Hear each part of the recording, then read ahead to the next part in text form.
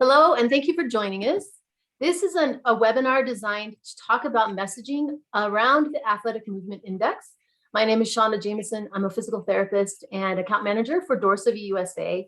For those of you not familiar with DorsaVi, we are a global wearable sensor company, and we provide sophisticated software and wireless wearable sensors that we use to gain objective data about human movement. Today, our webinar is designed specifically for existing clients who use the Athletic Movement Index module, or AMI. The AMI is a comprehensive screen that measures core stability, single limb dynamic stability, and ankle dorsiflexion. And it's utilized to screen healthy athletes to identify movement fault that could potentially lead to injury, and also as a way to take the guesswork out of return to play decision-making. And sometimes we have some clients who struggle around how to deliver the results if they're maybe not so favorable, so that it has a positive impact on the rehab process. So we wanted to bring some experts together today to kind of give you some guidance around that. So we have two people with us. And the first one is Maka Stewart. Maka is currently serving as the US technical support person for DorsaVi. But prior to coming with us, she used the system extensively in the clinic as an athletic trainer and has a lot of experience with this. And then we also have with us Trent Nessler, who created the AMI, and he's going to talk a little bit about his experience with messaging around that as well. So Trent, do you want to start and just explain kind of real briefly your background on why you developed the AMI and then why messaging is important? Sure. So first of all, obviously I'm a physical therapist and I was treating a lot of ACL patients back in the late 90s. And with the traditional treatments that we were doing, I was seeing at the conclusion of their rehab, they were demonstrating movement patterns that I knew intuitively put them at risk. I went back to do my doctorate, kind of focused in biomechanics and motor learning, to really kind of dive in to find out, you know, how can I change that? And that was really, started on the crux of the first version of the AMI back in 97, 98. And fast forward 20 some odd years later, in 2017, we commercially launched it. And since that time, we've learned a ton about human movement. We've learned a ton about, risk factors. The whole goal of developing the AMI was to develop an efficient tool that is reliable and valid, by which we can implement into mass physicals. I always felt if you could do it in mass physicals, that you could do it in a clinic easily. So in people, one of the things I hear from some users as well, I'm not really sure I can use that in mass physicals. And what I will tell you is in sports physicals, we've done, the most I ever did at one time was around 450 athletes. We had multiple systems to do it. But in my new role, working with first responders, we've done mass testing of over 1,800 firefighters at one time. So it is possible to do in a mass setting. It is possible to run mass numbers of individuals through it. It just takes a lot of planning and coordination. Awesome. And then around messaging, can you address how important that is? Because the output is one thing, but then we have to interpret that and deliver it in a way that lands with the patient, athlete, and coach in a way that's positive and impactful.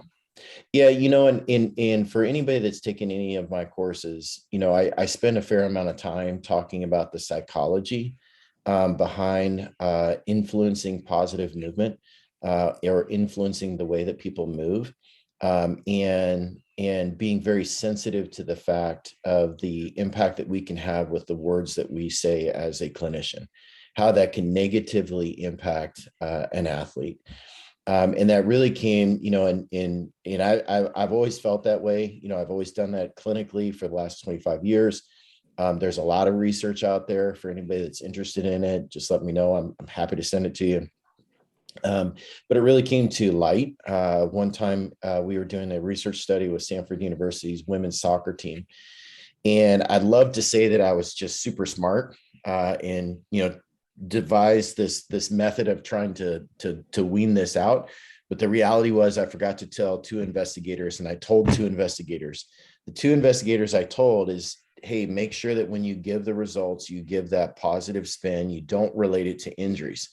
The other two investigators that I forgot to tell told the team about the impact that their results have from an injury risk perspective. And the psychology that it did to the team was, horrible. I wouldn't want to repeat that. But the positive side that came out of the research project is that the team met together as a whole, and we had 100% compliance with our program that year. And it's one of the reasons that we had such great results when we did that with their soccer team, and the impact that we had, because they had pulled together as a team. But that being said, the negative influence that it had on athletes, I mean, we had some athletes walking out of there in tears. Like, you don't want to do that to an athlete. That's not a way to create a positive change. So I learned it by mistake. Don't learn from my mistakes. And, obviously try to give that positive spin. Yeah. And Maka, you've had a lot of experience with a range of ages of athletes. And so tell us your experience and why you think messaging is so important and how you do it. Yeah, I think it's important to make sure that your athlete or your patient or your client, you build a rapport with them. You make them feel like you're on a team. You make them feel like they want to walk into these doors and get better. Sometimes when you walk into a clinic, it brings back some feelings of, I'm injured, I'm hurt. You want to make them think that they can be the athlete or better than when they walk through those doors the first time. And so I think it's important to make them feel confident in their movements, confident in your ability, and just overall make them feel like you're on a team together. Positivity goes wild, and I think it's contagious. Yeah. And so tell us about some experience. Oh, sorry, Trent, go ahead. Can I have one more thing too? There is a lot of research about kinesiophobia. And believe it or not, as therapists or athletic trainers, we have a huge influence on kinesiophobia. And a lot of times we forget that our words can actually feed into an athlete's kinesiophobia. And, for anybody that's out there that's using the AMI, I strongly encourage them to use the TSK 11, which is a Tampa scale for kinesiophobia 11 form, because the studies have shown that if you score 19 or greater on that test, you're 13 times more likely to re-injure. And what we found is that there's a lot of things that can influence that kinesiophobia, and the way that clinicians express or relay that information is the first step in helping to alleviate that kinesiophobia. Definitely. And Maka, you've had some experiences where an athlete begins to cry during the test because they feel like they can't finish it. So how would you handle that? Yeah, I think reading your patient, knowing who your patient is, knowing their goals, what did they come in here for, where are they at in their season, where are they at in their career as an athlete, and tailoring all of that towards what their needs are. I think reading your patient and just trying to make it feel like it's a little bit light. Like, it's a tough test. It's a tough assessment. It's hard being picked apart anyways. And then when you get the objective measurements and you feel like you're an athlete and this is your identity and it's kind of stripped away, like, that's tough. You want to make sure that, you're their biggest supporter. As a clinician, you're the driver, right? So you get to kind of explain the report how you want it to be led into their next session or the rest of the remainder of the hour or whatever it may be. Yeah. So you might be a clinician who's testing somebody and you see they're struggling and you're looking at the data as it's coming out and you're thinking, ooh, in your head, this is not looking great. And so we do have a couple examples. Okay. So I can bring up one that's not so great and how you might, after you're done with the test, how you might kind of soften the blow so that this becomes motivational and not right. Can I say one more thing before you go there? You just reminded me of it. And that is, as a clinician, you also have to be very, very cognizant of your facial expressions. Because if someone is doing a test in front of you and you're going, that is a negative influence that is so great. We actually had that happen during one of our research studies. And I had some PT students behind me watching the movements go on. And the athlete kept asking me, what? because they were watching the student's face as they were doing these movements. So, just be very cognizant of the fact that your facial expressions can also influence how they're going to interpret what's going on. That is so true. And I think us as PTs, we're very critical of each other. So if we're looking at each other, we can laugh and giggle and whatever, because we can take it. But athletes, it's a whole other story. And Maka's right through that. You have to know your athlete as well, because some people might need the blow cushioned and others might need a fire lit. So that's also a good way to use the data that way. All right, should I bring up that example? Yeah, let's do it. So for those of you who aren't familiar with the AMI, just we're not going to go into detail about what exactly the movements are that are measured. We're just going to talk about kind of the output and how we might interpret this. So this is the front page of the AMI report. And just so you know, the overall score is every single rep. How many reps are there, Trent? Total of 81. 81 reps. Every rep is scored. This includes plank, side plank, double leg squat, single leg hop, single leg hop plant, and ankle dorsiflexion. And so it's total points possible of 336, but nobody ever gets that. That's a perfect movement. So we like to see somewhere around 70 is a really good score. The highest I've ever seen is a 78. So in this case, this is a 43%. This is something that automatically you're going to think, okay, there's some work to be done here. The score doesn't tell us anything about the individual movement. It just tells us kind of where they are in general. The next thing underneath that is loss of balance, because loss of balance, and Trent can expand on this, is an important piece of motor control.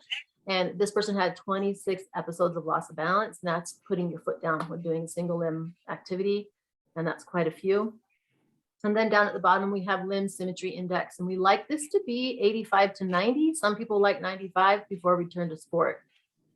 This particular athlete was a youth athlete that had some low back pain. And so, Maka, if you're looking at this, how would you message this to that athlete so that they don't freak out? Because they're going to see 43% and be like, I got an F, right? Yeah. I think the first things first, make sure that the parent's involved in the conversation, especially if they're a minor. It's challenging for an athlete, especially a young athlete, a youth athlete, to take all of this in, right? It's cool stuff to us, but it's a lot for that athlete to take in. The parent's going to be the first person to make the decisions for rehab, and they may know something about the athlete that we don't know. So looking at this page, if I knew that this athlete could handle this page, I would show it. If I knew this athlete couldn't handle this page, I'd scroll through. I'd take this into my back of my head and I'd scroll through. But looking at this, if I'm going through this, I see your overall score is a 43%. Highest score I've ever seen is a 79%. What I want you to do, the more often we take this test, I just want to see you progress towards a green. I just want to see your overall score get better, because what's going to happen is you're going to get better in this movement, and that's going to translate into your sport. 26 loss of balance. Hey, that's something to work on. It's a tough test. Have you ever done this test before? No. Well, I don't expect you to be perfect on this test then, right? Our goal is to get below 5, but we're going to take some time to get there. And we have a goal set. We have a plan set for you to make sure that you get this. 68%, 68%, you're same from your right to your left to your right, 68%. That's just showing me that maybe one side is a little bit stronger than the other side. So you think about how great of an athlete you are right now. Imagine if we can get both of those legs, both of your sides of your body to work in the same, you're going to be powerful. I think just bringing it into your performance of your sport, your skill of your sport, wrapping it back into making them feel like an athlete again. I love that. You just said, the way you flipped it and said that one side is stronger than the other. You didn't say one side is really weak. Right. So anything to add to that, Trent? Yeah. So a couple of things. The first thing is about the score. We don't know what the score is for a 16-year-old female soccer player versus a 16-year-old lineman versus a 16-year-old running back. It's going to be very different for every athlete. It's going to be different for the level of the athlete. We've tested professional athletes all the way down to high school athletes. And so, one of the goals in the long run is actually to find out what some normative values are for sex, gender, age, sport, level of sport, et cetera. So we don't know what that actually means right now. What I tend not to do is focus on that. The first thing that I say is you got a 57% opportunity for improvement. So Yes. think about how fast you run right now, how powerful you jump, how high you jump, how hard you hit the opponent. Just think about how much that's going to improve if you improve it just 10%. A 10% improvement is going to make a huge difference in your overall performance.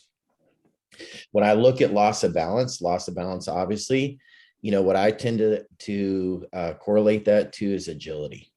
You improve your balance, your agility is going to improve. That means that you're going to be cutting faster, you're going to be cutting better, you're going to be more explosive.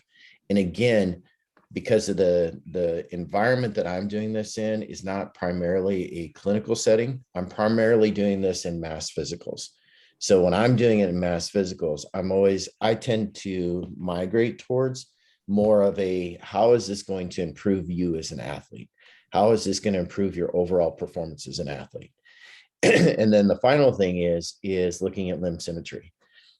For those of you that are making return to sport decisions, I would strongly encourage you not to just focus on that, because here's what we do know is that if you have 100% limb symmetry, it has no indication of what your movement looks like, because you can have 100% of really crappy movement.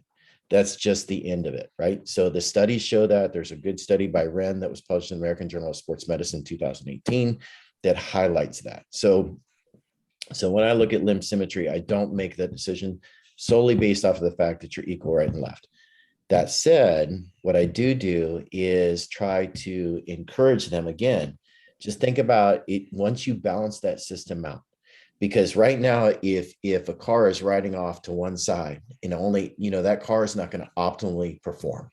If we can balance your system out and we can get both limbs equally strong, equally moving in a good fashion, what that's again going to do is it's going to do nothing but improve your athletic performance. So if your 40-yard dash is X and you just improve that 10%, think about what that's going to do for your athletic performance. Because that's one thing that we do know is that if we improve the mechanics associated with this test, it has a direct impact on the way that you perform. And I love that, how you're talking more around performance and making your performance even better. Yep. And not so much, ooh, you better do some stuff or else you're gonna get hurt. Oh, like a horrible approach, right? Right. Which is what you might be thinking. But right. When you guys are talking and saying those things, I'm thinking, oh, if this was my score, I'd be like, oh, I'm motivated. I'm motivated to work hard. And that's exactly the effect that it had on me if I put myself in the position of the athlete. I mean, what athlete doesn't want to perform better? Yeah. Right. And if you can do something as simple as just changing the score and balancing things out, that's easy. Yeah. And I'll go to your point on limb symmetry, that we do have some doctors in certain areas of the country who only look at that, but that's a mistake, as Trent said, because you could be 100% symmetrical and symmetrically terrible. So like, you think about those poor girls who all of a sudden grow to 6'2" and they haven't got quite control of their limbs yet. And if both limbs are knocking knees, yeah, they're 100%, but it's still 100% of risk. But they're not moving very well, right. And they're probably not jumping very high, right. And sprinting very fast. So, okay, good. Any other comments on the title page? No, it was originally designed to be a kind of a summary, a quick summary glance at what the overall results are. And, I think what we found over time, since we initially launched this, is that there's really much more meaningful information that we need to get into. And that's really where we're going to be going with the rest of this. Yeah, exactly. So like Maka said, if she knew this athlete, she's not just doing a screen, but she knows the athlete and knows that they struggled during the test, that she might just flip by this and not even look at it. Mhm. And so in that case, Maka, let's say you get down to the second here, right? So here we have planks. And this is how we depict planks. I'll make that just a little bit easier. Can I say something about the core testing? Because I get this Yeah. question all the time. And that's, well, why are we testing core? And, even though that question comes out, there's been a ton of research. For anyone that's looking, there's a study that was published by DeBlazier recently, 2019 American Journal of Sports Medicine, that shows that if you lack strength and endurance on plank and side plank, you're 3 times more likely to have an ACL injury. So, the core, if we think about the contribution of the core and how the core stabilizes the pelvis, which the quads and the hamstrings are pulling on, and the glutes are pulling on, that if you're pulling on this unstable base, how can you possibly generate the force that you need to generate? So that's why we include the core. And I firmly believe this is one of the things that makes the AMI so different than most of the tests out there. There's a lot of things that make it different, but this is one of the things, because the core is so important. And just for those of you who aren't familiar, the sensors are on around S2 and then placed in the TL junction according to a height with a template. So we're looking at what's happening between the 2 sensors. So we're looking at, for front plank, we're looking at flexion, extension, usually extension, and rotation. And then for side planks, we're looking at side bending and rotation. So without having to understand what those squiggly lines mean, you can see that the score is not very good on plank and left side plank. And I think it's important to inform how you deliver this, to know that this was a baseball athlete. So there's a lot of asymmetries in baseball, throwing one way, batting one way. So Maka, if you were to skip down to this one, how would you deliver this to this youth athlete? Yeah, so starting at the front plank, your score is an 8 out of 30. Hey, this is something that we can work on. So what it's showing me is at 16 seconds, we're starting to use our back. Anytime we use our back, we're not using our core. Our core is our #1 powerhouse to make us run faster, jump higher, and as baseball, throw more accurately, be more reactive, get the base underneath our feet a little bit quicker. So you're an athlete. So this is an easy fix. We just have to work on quality versus quantity of time. So I love to set up a goal for them. If you're my athlete, I would say when we're coming into work, we're going to do 3 sets of 10-second holds at the beginning and then 3 sets of 10-second holds at the end for planks, just to get up to the 60 seconds. And I think it's encouraging the athlete to be successful, have a goal, want to come in and work on it. I think that's a good point when you relate it to what you're going to do about it. So here's what we're going to do. Here's the plan. Yeah. Right. Here's the situation that we're in. Here's the plan. Here's the goal. Athletes like goals. Left side plank. So if you are a right-handed athlete, to me, your left side plank should be pretty strong because we're working our obliques here. So this kind of shows, if you're a right-handed athlete and your left side plank is He's strong. A lefty. I think he was a lefty. Oh, he was a lefty. You're right. Yeah. His left side plank. So then this shows me we need to work on some anti-rotational exercises. So his right side plank, he's using his right side. So then I would definitely go towards that from a positive standpoint. Hey, you're a left-handed thrower. You're using your right oblique to rotate you through. That's great. That's supporting your shoulder. That's making you more efficient. It's making you quicker, right? But now what we're seeing is we just need to work on our left side a little bit more to catch up to our right. And so that's just some anti-rotational exercises. We'll work through this. We'll work through our glutes, and it'll make you quicker popping up out of your catching position. So you can get your feet set up underneath you to make a reaction a little bit quicker. But I think the main focus on this is, like Trent said, why am I rehabbing my core if I'm working on my knee or whatever it may be? Your core is your main powerhouse to make you run faster, jump higher. You don't have your core, you don't have other muscles, right? We don't have a strong base. So yeah, perfect. So again, going towards that performance aspect, going towards the plan, making them feel empowered. Yeah, so a couple of things I'll say about core. First of all, and especially in baseball, Chandri put out some studies early 2014 that showed that, you know, if you've got a weak core, you're 3 times more likely to suffer a labral tear or an ulnar collateral ligament tear in baseball players, professional baseball players. So there is a very, very strong correlation to core performance and injury risk, both for lower extremity as well as upper extremity. The other thing is too, is that I always try to relate it to the powerhouse, like Maka said, you know, the core, you know, for a pitcher, your force is generated through your hips and your legs. And the core allows that kinetic energy transfer across the system to allow for a more powerful, a faster pitch, right? So if you've got slop in that system, you're simply, you're losing energy. And when you lose energy, that means you pitch slower. So what this shows me is that if we can improve this, again, if we just improve it 10%, think what 10% is going to do to your pitch velocity. Think what 10% is going to do to your sprint speed. Think what 10% is going to do to your vertical jump. So again, I tend to go a lot to performance. And part of the reason for that is that, you know, I hate to say it this way, but performance sells. You know, when you're talking to a coach, when you're talking to a dad, when you're talking to an athlete, they all want to be better. They want to perform better. And so the core is such a key part of that. The second thing is why do we do the side planks before we do all the single limb tests? Most people don't know this. They know that the side plank is probably has the highest EMG activity for the glute med, but the intention of putting the side planks before the single limb test was to fatigue your glute med. And if you've done the test, you will feel your glutes getting very tired as you proceed through the test. This was designed to be a pre-fatigue to the glute med, and then we do a ton of exercises that require you to really activate your glute med. So, you know, just so people know, this is really also includes a lot of glute med work. The rotational stuff, absolutely critical. You know, one of the things that I see is that rotational or lack of rotational ends up causing back pain.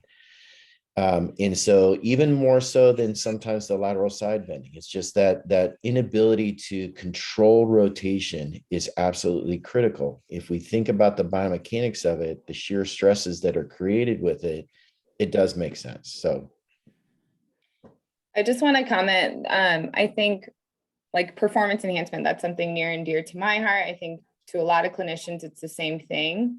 When we talk to PTs and athletic trainers, they don't necessarily want to sell anything, right? But at the end of the day, like we're trying to get the athlete better. We're trying to make sure that they're performing to their very best peak performance, their very best ability. So at the end of the day, we all have the common goal. And I think the athlete has the common goal. And I agree. If you tie it into sports performance, there's going to be a lot more feedback from the athlete, a lot more buy-in from the parents, a lot more buy-in from the coach as well, too.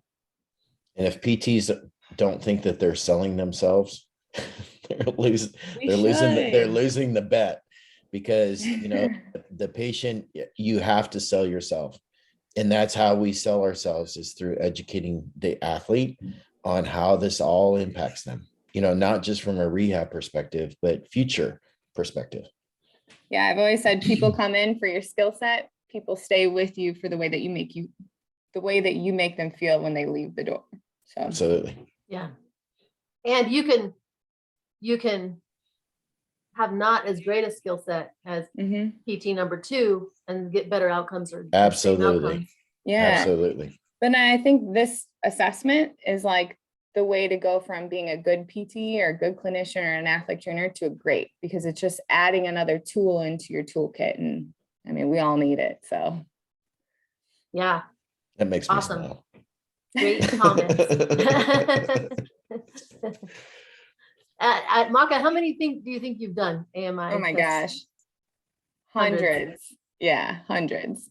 I can honestly say I've now done over thousands. I'm coming for you. Okay, so this is our next movement, which this is a double leg squat. It's a front squat to parallel. We have the sensor still on the low back, and we're looking at the ability to maintain a neutral lumbar spine and lateral shift. Trent, what does research say? Lateral shift, 80% of lower extremity injuries cause a shift. Yeah, in the way we call it lateral shift, the way the research defines it is a lateral displacement of the pelvis during a squatting motion. Much more articulate than I, but it's essentially the same. So as a clinician, if we think about dropping a plumb line from cervical spine to the sacrum, the athlete squats, their hips should remain relatively equal distance from that plumb line. If not, they're shifting their weight over to one side or they're shifting their weight over to the other side. You're shortening muscle, you're lengthening muscle, you're causing more activity on one side versus the other side. Most importantly, you're creating imbalance. You have to correct the imbalance. Mhm. Especially people are going to go in and load up with, Yeah. So, rack. perfect story is, we went in, we were doing a demo to a really high level college. They brought in somebody who had an ACL reconstruction on this particular test. He had a right ACL reconstruction. 2 of his 20 reps were to the right side. All the rest were to the left side. The athlete left. We were sitting here discussing his results. We went into the weight room and that same athlete was loaded up with 315 pounds doing squats with that lateral shift. So if you don't think that that's a problem in body weight, go load it up with 300 pounds and see what it does. It does not get better. Thanks. Yeah. So in this case, we're looking for about 30 degrees of lumbar flexion. There are a couple aberrant reps in this example, and the athlete's not very consistent. So if you just kind of generally look at the green dots, they're kind of all over the place. So that could be attributed in part to youth, but also maybe not as good ability to maintain a neutral lumbar spine. And then shifting, most of his reps are negative, which means he shifted left. So, and quite a bit, like 25 degrees, 26 degrees, 14 degrees. That's quite a large shift. We're looking for really within 0 to 7 degrees. So what would you work on here? Yeah, I think this is a lot driven by his sport. I mean, he's a catcher, so he's a lefty. So he's popping out of his catcher's position, putting his left foot underneath him, pushing off of his left foot when he's throwing. So what I've always told athletes is, yes, this is part of your sport. This is part of your skill set. However, you have to be able to do both in the weight room. So you have to be able to be explosive off of your left leg, but also, to Trent's example, you have to be able to go into the weight room and be able to squat efficiently and accurately without like a large shift. And so I think that's what I would do if you were my athlete. I would do a lot of feedback in front of the mirror. I would put feedback underneath him, put a box, put a corner, have his pant line hit the corner, put bands around his knees, do some perturbations. I know Trent loves this exercise. He teaches this quite a bit in his course as well. So doing squats, holding the perturbations, tapping on their body, tapping on their arms, their legs, their core, just to stabilize the position. But I think first and foremost is putting them in front of a mirror so they can actually figure out where their body needs to be. And this will hopefully help fix some of the loss of balance too, right? The 26 loss of balance, figuring out where your body needs to be in space. So. And as far as messaging here, just to deliver this, you would say, it looks like you're shifting to your left. And we expect that based on the nature of your position in your sport. But we want to level that out. Yeah, you're super powerful on your left side, but let's kick in the right into gear too.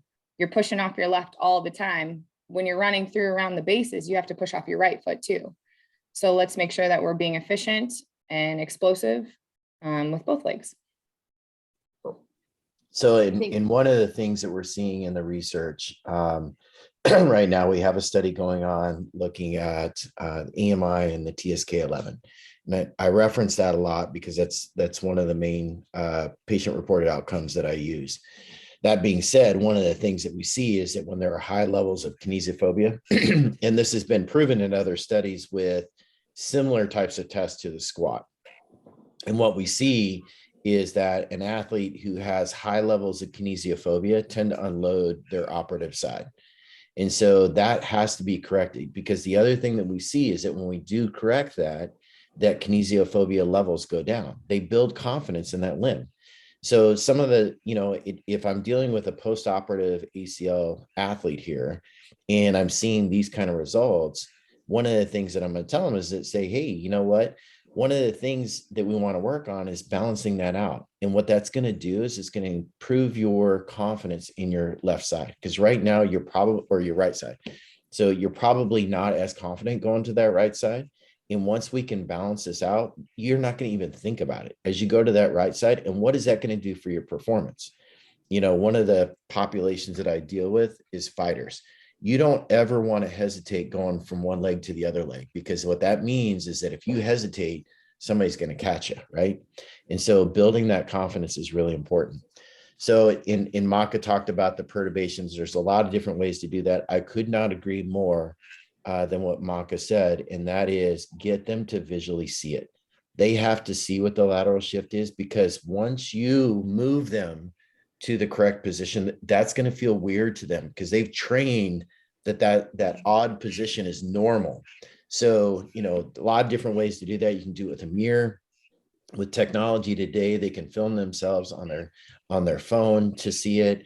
They can live stream it to a TV so they can actually see it in front of them. There's a lot of different ways. What I typically recommend is that if they're gonna do it with a video type of technology, do it from behind, because it's hard for us as clinicians to see from the anterior aspect. But once you see someone's rear end move over to one side, it's much easier to observe. One observation I have here too is that this particular athlete shifts left in the squat, but also had a weaker left side plank. Mm-hmm. So just a little plug for what the AMI can do for you clinically is this is probably reflecting habit because he's more comfortable on his left, but we know that he's maybe a little weak on that left side too. So, and that's his throwing arm as well. And when he's in side plank. So that has some clinical implications as well. So we digress a little bit. Should we move on to the single limb stuff? Absolutely. Okay. All right, so this is how we depict the single leg squat, single leg hop, and single leg hop plant. Single leg hop plant is forward, back, lateral, medial. And we do 10 single leg squats, 10 single leg hops, and then 8 reps of hop plant in different directions. This is fatigue. This is a fatigue related test. So we start on the right side and do the easy thing, squats, and then we stay on the right side and do hops, and then we stay on the right side and do hop plant. We want to know how the athlete's doing when they're fatigued. So in this particular case, in general, we're seeing better numbers on the right side than the left side. But something that athletes I might go to is this 12 degrees in the red on the left. And so just give us some general, like when you're looking at this, Maka, what would you talk to the athlete about? For the total front range of motion or everything? For everything. Just what would you be focused on? Yeah, my focus goes to tibial inclination first. I'm very heavily into the tibial inclination. So the hope is for tibial inclination that you get 33 degrees. So and let me just describe in case people don't know. Tibial inclination indicates kind of our estimation of squat depth. So it's the tibia inclining over the toe. So on the left side, over in this area, you see that they went 29 degrees squat depth, 41 degrees on the right. So not squatting as deep on the left as they are on the right. Mm-hmm. Yeah, so that's where my mind goes first. So if I'm looking at this assessment, so we want 10 degrees for total frontal range of motion from varus to valgus, so knee going out, knee going in. Speed, we want under 20 degrees per second, so how fast that knee is moving side to side. And then tibial inclination, you want it about 33 or above. And so my mind goes directly to tibial inclination because I think the total frontal range of motion, 13 degrees, it's not terrible, right? But the speed here, the control, there's a pretty high control within 29 degrees. I want to see what they look like when they squat into 33 degrees. So getting low. So my first thought is if they're not squatting deep enough, they're not trusting their leg, maybe it hurts, right? Or it's just not strong enough. And so those are some questions that I would start to ask the athlete, like, hey, like, how did you feel during this single leg squat? Like just trying to get their feedback a little bit, figure out like, oh, it hurt a little bit. Okay, yeah, I can kind of see that here. So when we come into the next session, our goal is going to be work on depth of the squat. So I'm going to have you sit down to a box. And then what we're going to do is we're going to control the knee movement. And the next time you take this test, I wouldn't be surprised if your speed and your total frontal range of motion maybe increase a little bit. But my goal is for your tibial inclination to increase, and then we'll control your movement. So that would be the way that I would kind of say this. And the more that you bend your knee, you're bringing more muscles into the party to help you out, to be stronger, right? So we're not just supporting ourselves from our ankle, our knee, and our back. Let's bring some more muscle in, have some fun, and be a little bit stronger here. Yeah, so that's a great way to message it. And just clinically, what this indicates to me is that the person's not bending as much on the left, and within that range, less control on that left side. They're bending quite a bit on the right and controlling it pretty well. Even though that speed is 28 degrees per second. It's a little high, but they're only moving 8 degrees. They're in the green with that total frontal plane range of motion. And so, yeah, that there's some work to be done on that left side. Yeah, I like to say we're going to do this because we're a team, right? If I put all of the pressure on, like, you need to squat lower, you need to do this, right? Yeah, I want to hold them accountable, but this is scary stuff sometimes when you're returning back to play and when you're rehabbing, like we're on a team. We're going to get you better. We're going to do this the next time you come in. Perfect. Anything additional, Trent? Yeah, so, we talked clinically, how tibial inclination can be kind of a key indicator. So if you've got somebody that's got a lateral shift, let's say in this case, away from the left side, and their tibial inclination is also limited on that side, then what's going to start to gear me towards is maybe they've got some limited range of motion of that ankle. Because a lack of dorsiflexion will cause you to shift away from that side. So that wasn't the case in this particular case, but it's something that we can keep in our mind as we're starting to go through the results. The one thing I'll say about the varus numbers, just so that people know, is that a lot of times the varus numbers on there are not like a true varus, but more of a loss of pelvic control. Because what happens is that when people start leaning to the side, the sensor's sitting like this on the tibia. When they lean to the side, their tibia is also moving into that varus position. So a lot of times, if they've got really big varus numbers, that can indicate a lack of or a loss of pelvic control. In many a times, that loss of pelvic control leads or lends to the loss of balance, because if you start leaning your center of mass over this way, you got to do something to catch your balance.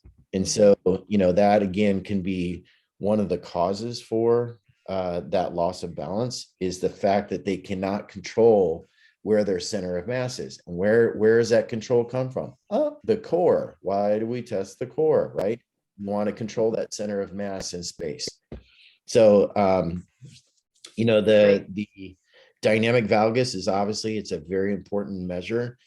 One of the things that I will tell you is that what we found is that it's not, the magnitude is important, but it's not the most important factor. You could stand up right now and move your knee into 20 degrees of valgus. It's probably not going to hurt. But if you did it at 250 degrees per second, it's probably going to tear something. So speed matters. If you look at force calculations, your physics force calculations, speed is a major factor in force. And so, it's about, I will tend to focus more on the speed. And the way I relate that to the athlete is that, what this high speed's telling me is that you're losing a lot of kinetic energy. And that kinetic energy is force. And what that means is that when we can start to control that speed, when we can start to control how much, or how, not only how much you move in, but how at the speed at which you fall in at, what that's going to mean is that you got more force going forward. That means you're going to hit harder. That means you're going to jump higher. That means you're going to run faster. It means you're going to pitch faster. So again, I hate that I'm always relating it to performance, but that's how I function with it. So I'm always relating it back to that performance piece. Yeah, I mean, they go hand in hand. Makes sense. Okay, so we're seeing a similar trend with the single leg hop. They are moving a total of 18 degrees in the frontal plane side to side on the left. And that's what this number is here. And then they're moving that 18 degrees at 142 degrees per second versus 138 on the right. So they're still showing a little bit better control on the right than the left. And here we have tibial inclination is a big difference, but it flip-flopped. And we tend to see this when they start to be dynamic. And so we're diverging a little bit into report interpretation, but I think that's okay because this is for existing users. Sure. Good information for people.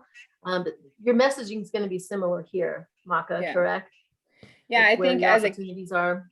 Yeah, I think as a catcher, I think a common question will be like, well, I don't jump a lot off one leg, right? But running is a single leg hop. You're hopping from one leg onto the next.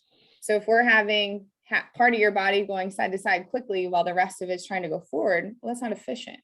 We're not using all the muscles that we can. We want everything going in the same direction. And then I'll always tell them, you know, as explosive as you are, you have to be able to decelerate too, because that's going to be your next two steps. From a performance standpoint, your first 2-3 steps are your most important, your fastest, your most explosive. So if you're not landing in a better position, then we're setting ourselves up for not as successful of the first couple steps, next move. I'm a firm believer that the single limb stability, especially in the hop and the hop plant, that as we see that improve, and we haven't proven this out in research yet, but would improve the 10-yard split. Because like you said, it's that first 10 yards of a sprint that are the most powerful and the fastest.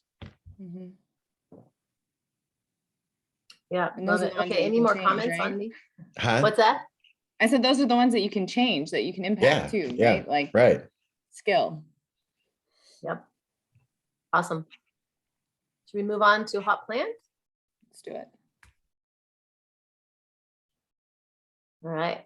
So just for those of you not quite familiar, we do see a broader range of total frontal plane range when people are trying to hop and land with directionality. So they're hopping forward, back, lateral, and medial. And so these kind of numbers in the 20s are not uncommon. In this case, we see a little bit of a higher frontal plane range of 34 degrees on the right. But when we look over at what Maka likes to look at, tibial inclination, this is the landing tibial inclination. So this athlete is absorbing the landing a little better on the right than the left. So they're kind of peg legging it over here on the left. And they also have a really high speed. We want the speed to be 135 degrees per second or less, and it's at 175 on the left. And so this knee is trying to abate 25 degrees of frontal plane range of motion, going to 175 degrees per second. And that's going to put some stress on the knee joint eventually. And this is cutting, going around the bases, right? How would you interpret that? Yeah, so this is a tough one. These numbers, especially for their first time, they're typically high. It's an exercise we don't do all the time, but we actually perform it in our sports in other ways, like cutting or going around the bases and all that good stuff, right? So what I usually do is if I see some high numbers here, I'll kind of go over it very quickly. Hey, here are your numbers. This is what's going on. But what I want to do is I want to look at the video. Because if I'm relating it back to a baseball player, my thought is from the outside to the inside of the hop. So watching how they push off when they're throwing, watching how they absorb the landing off of if this is a left-handed thrower, I want to look and see how their left leg pushes off from outside to inside. If they're catching or if they're throwing with their left hand, then they're catching themselves with their right. So I want to see what that looks like when they're catching themselves on that point too. So I'll kind of take this information. Okay, this is what I understand. You're not bending your knee correctly, right? Like, I'm not going to say that directly to them, but I'll say, you know, we can work on absorbing the landing, condensing, being in an athletic position, but I want to see what it looks like on the video. Let's look. I know these numbers, and let's look and see how we can make you more efficient, make you a better athlete.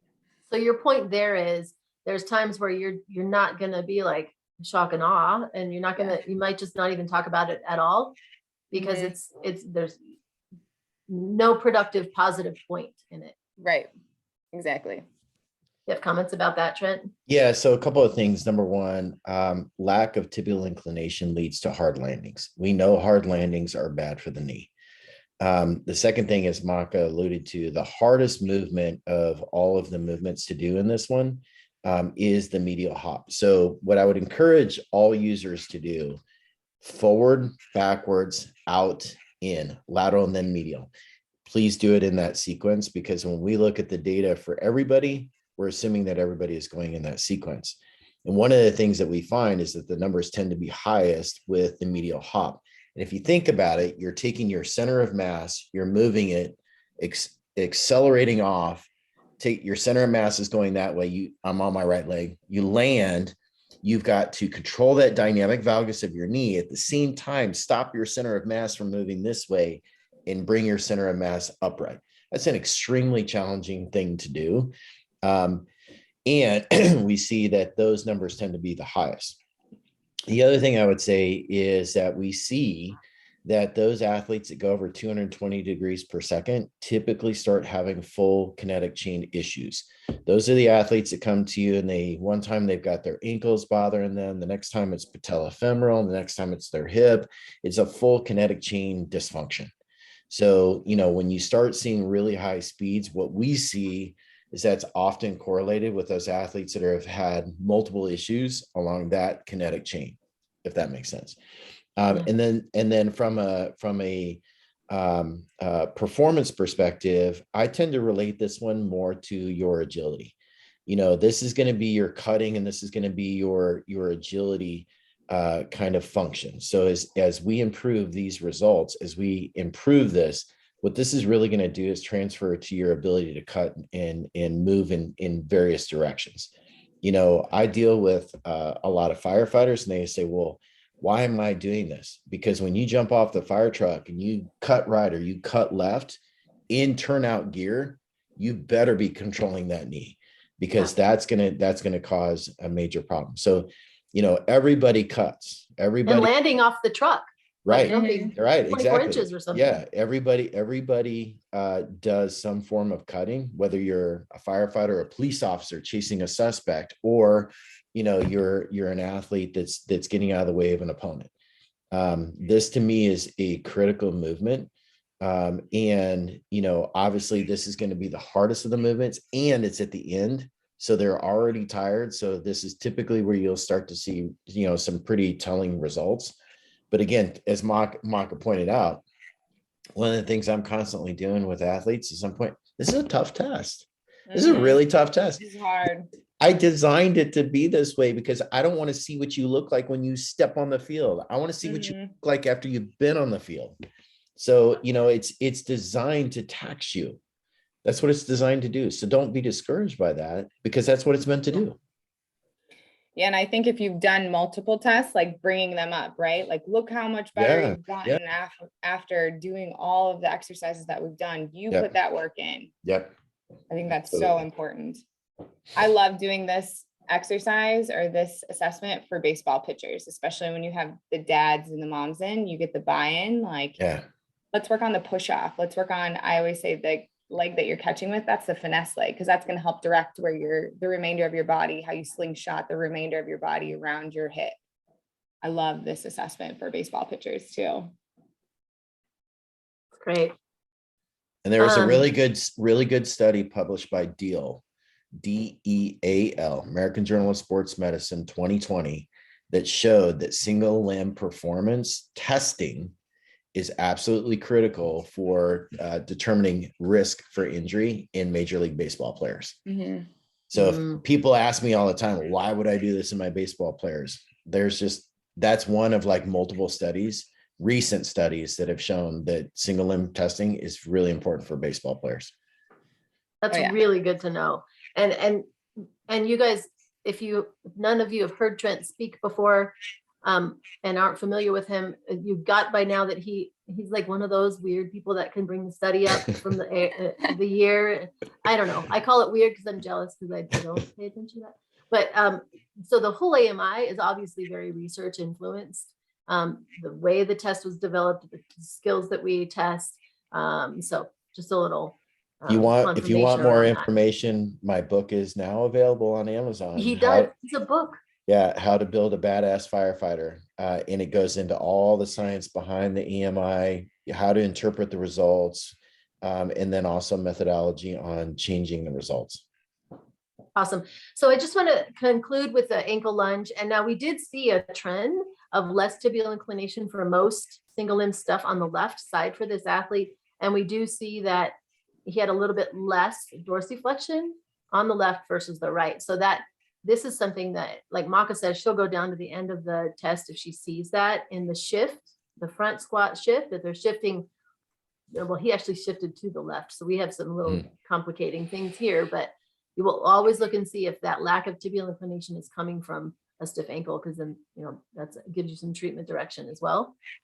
So that's why this is important. He actually scored pretty well on both. He's just a little bit better on the right than the left. And that's more for treatment direction, wouldn't you say? Yeah, I think if you're saying like a large difference, or just that they're not even coming close to 40, sometimes I'll say, have you ever had a coach say, get lower in your squat or get lower in your defensive stance? Well, it may not be your fault at this point. Like maybe you can't get lower right now. So give them a little bit of leeway, a little bit of something, give them a point, right? But I also think it's important to bring with the parents and relay this to the coach, obviously being aware of HIPAA and all of that good stuff, but bring this into the coach. Because I think that's where you're going to get a lot of feedback. I've done a mass testing event with baseball pitching, all the pitchers, and then the coach had the biggest buy-in, and we did a ton of rehab, a ton of exercises based off of these objective assessments. And I think it was very beneficial. And then talking to the strength coach too, because then you have an entire team around it. So, and also you're bringing in multiple brains to figure out different things in different ways. And athletes are going to receive feedback differently. Each cue that I give to an athlete is not going to sit the same for each athlete, right? So you have to find whatever works for them. Awesome. Really good feedback. I think it's so important for people to hear how it's used like that in groups, because we all kind of understand those things, but to hear it really helps kind of solidify and increase the depth of understanding of what the metrics mean, and then also that relatability to the athlete. Any other concluding comments? Let me just add a couple of things, and I actually put this exercise in the book because I found it to be super effective if people have limited ankle mobility. And it really came from NAGs and SNAGs, which is mobility with movement.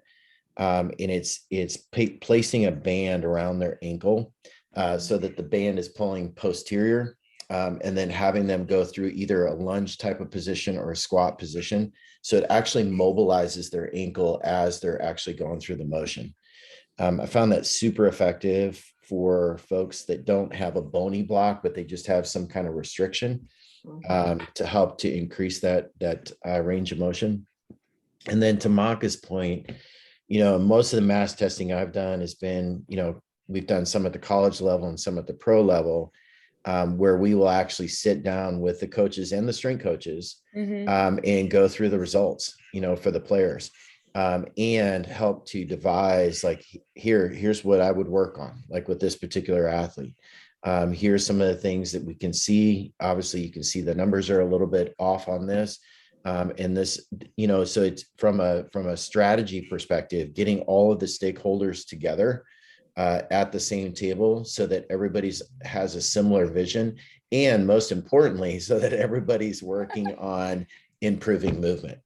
I almost caught you there, Maka. Oh my gosh. And what a great opportunity to build relationships too, right? Build relationships with the strength coach, maybe with a surgeon that you've been trying to work with for quite some time. I've had the benefit of being able to walk over and give results to the surgeon right then and there. So now they have a face to the name to, oh, you're working with this individual athlete. super important to build those relationships. I think the strength coach is always a vital piece of it Yeah, too. absolutely. That's where they're going to feel like an athlete because they're surrounded by their teammates. Yep. Awesome.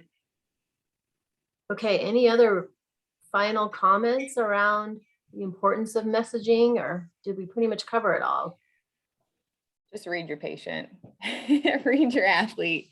If they're starting to go downhill, you don't have to get through the whole thing. The report's here for you, the report's here for them. But at the end of the day, the common goal is to make them better. So let's put them in a good headspace to make sure that happens. Awesome. Love it. Okay. So if there's any of you, go ahead, Trent. The one thing I'll say in closing is just, for those that are current users of the AMI, thank you. This has been a passion of mine for 20 some odd years. And, to see that people are actually using it to change the lives of athletes is absolutely amazing. And one of the things I will promise you is that the version you have today will not be the same version you'll have in 5 years. We will constantly be updating this on the most current research. We will update our knowledge. We will constantly strive to improve what you guys have. And if you think it's awesome now, just wait, because it's going to get more awesome. It is. We're not going to say when, but soon. Stay tuned. Soon. Yeah. Awesome. Well, thank you so much, you guys, for coming on. This was super, super helpful. And for those of you who have any questions, you can email me at sjamison@dorsavi.com. That's SJAMISON @dorsavi, DORSAVI.com, or Maka at mstewart@dorsavi.com, and that's MSTEWART Nailed it. @dorsavi.com. Thank you so much. Have a great Awesome. rest Thank of the you. day. Thank you, guys. Bye.